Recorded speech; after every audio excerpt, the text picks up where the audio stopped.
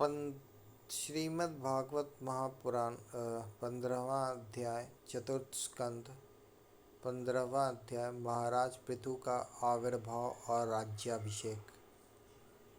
श्री मैत्रेय जी कहते हैं, विदुर जी, इसके बाद ब्राह्मणों ने पुत्रहीन राजा वेन की भुजाओं का मंथन किया तथा उनसे एक स्त्री पुरुष का जोड़ा प्रकट हुआ। ब्रह्मवादी ऋषि उस जोड़े को उत्पन्न हुआ देख और उसे भगवान का अंश जान बहुत प्रसन्न हुए और बोले।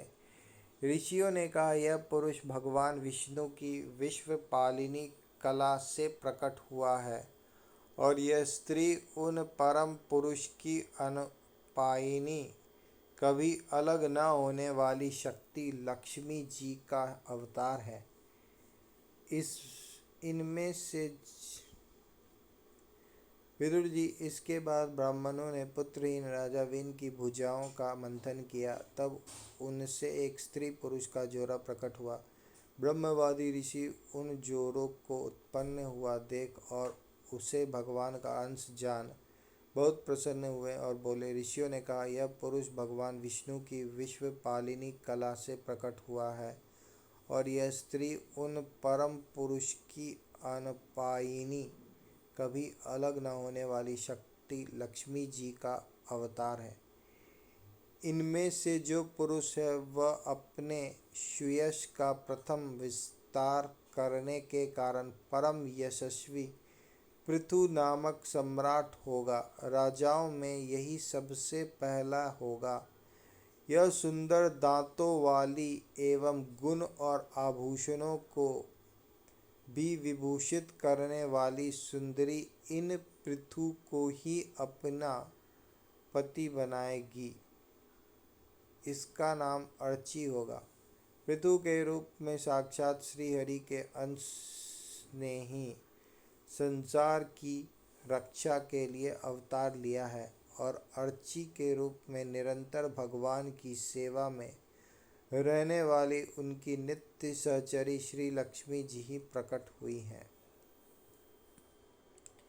श्री मैत्रेय जी कहते हैं, विदुर जी, उस समय ब्राह्मण लोग पृथु की स्तुति करने लगे। श्रेष्ठ गंधर्वों ने गुणगान किया, सिद्धों ने पुष्पों की वर्षा की, अप्सराएं नाचने लगी, आकाश में शंख, तुरही, मृदंग और दुंदुभी आदि बाजे बजने लगे। समस्त देवता, ऋषि और पितर अपने अपने लोकों से वहां आए। जगत गुरु ब्रह्मा जी देवता और देवेश्वरों के साथ पधारे। उन्होंने वेन कुमार पृथु के दाहिने हाथ में भगवान विष्णु की हस्तरेखाएं और चरणों में कमल का चिन्ह देखकर उन्हें श्री हरि का ही अंश समझा, क्योंकि जिसके हाथ में दूसरी रेखाओं से बिना कटा हुआ चक्र का चिन्ह होता है वह भगवान का ही अंश होता है। वेदवादी ब्राह्मणों ने महाराज पृथु के अभिषेक का आयोजन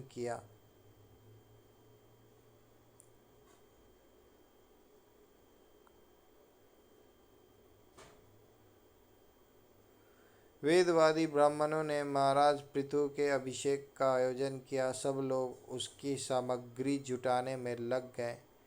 उस समय नदी, समुद्र, पर्वत, सर्प, गौ, पक्षी, मृग, स्वर्ग, पृथ्वी तथा अन्य सभी प्राणियों ने भी उन्हें तरह तरह के उपहार भेंट किए। सुंदर वस्त्र और आभूषणों से अलंकृत महाराज पृथु का विधिवत राज्याभिषेक हुआ। उस समय अनेकों अलंकारों से सजी हुई महारानी अर्ची के साथ वे दूसरे अग्निदेव के सदृश जान पड़ते थे।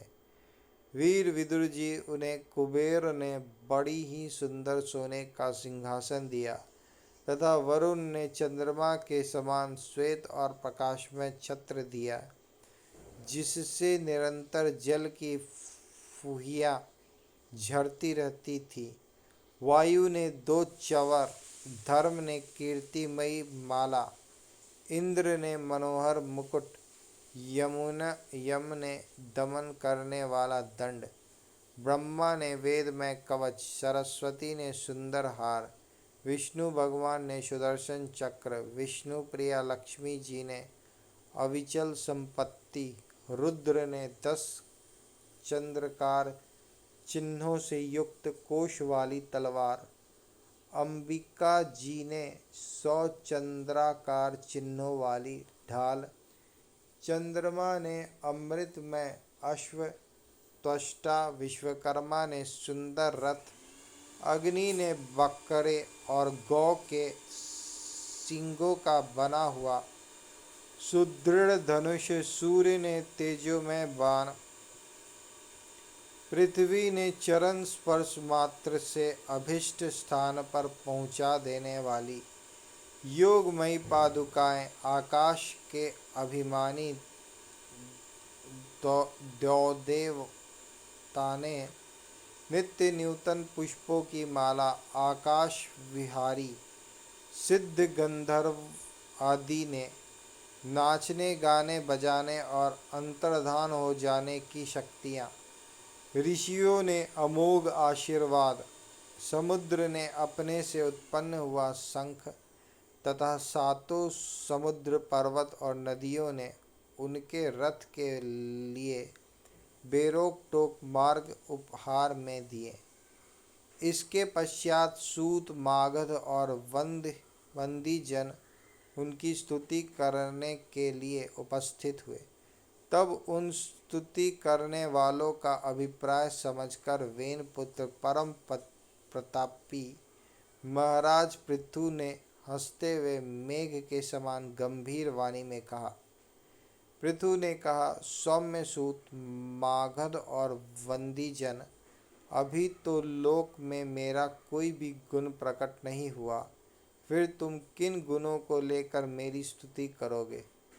मेरे विषय में तुम्हारी वाणी व्यर्थ नहीं होनी चाहिए, इसलिए मुझसे भिन्न किसी और की स्तुति करो। मृदुभाषियों, कालांतर में जब मेरे अप्रकट गुण प्रकट हो जाएं, तब भरपेट अपनी मधुर वाणी से मेरी स्तुति कर लेना।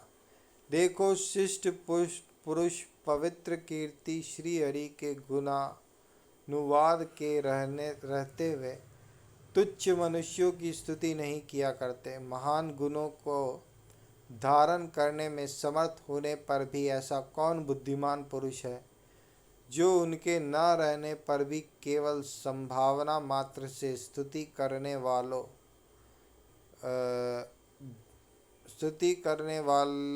द्वारा अपनी स्तुति कराएगा। यदि यह विद्याभ्यास करता तो इसमें अमुक अमुक गुण हो जाते। इस प्रकार की स्तुति से तो मनुष्य की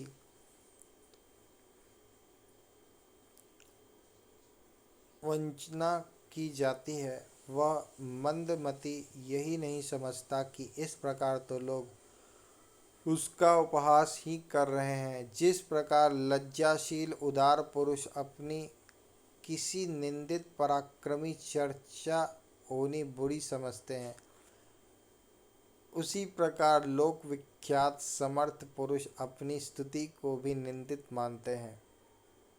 जिस प्रकार लज्जाशील उदार पुरुष अपने किसी निंदित पराक्रमी की चर्चा होनी बुरी समझते हैं, उसी प्रकार लोक विख्यात समर्थ पुरुष अपनी स्तुति को भी निंदित मानते हैं। सूदगण, अभी हम अपने श्रेष्ठ कर्मों के द्वारा लोक में अप्रसिद्ध ही हैं। हमने अब तक कोई भी ऐसा काम नहीं किया है जिसकी प्रशंसा की जा सके। तब तुम लोगों से बच्चों के समान अपनी कीर्ति का किस प्रकार गान करावें।